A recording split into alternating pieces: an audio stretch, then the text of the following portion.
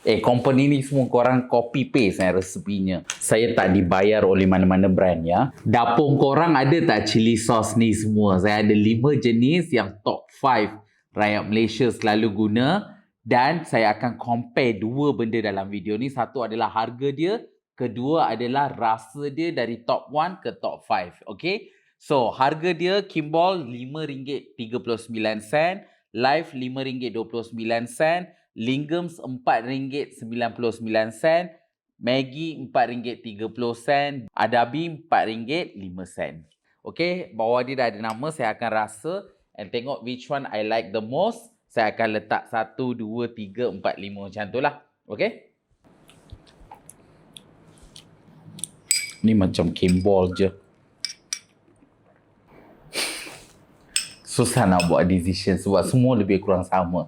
Company ni semua korang copy paste resepinya. Saya tak dibayar oleh mana-mana brand ya. Ini balance more on the sour note. Yang ni more on the sweeter note. Yang ni dia more on extreme spice note but manis juga tapi dia kasar sikit.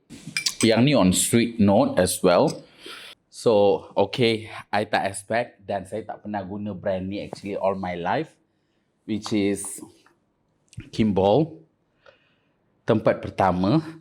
Tempat kedua actually is Maggi that I always use in my life. Since young sebab mak saya guna Maggi.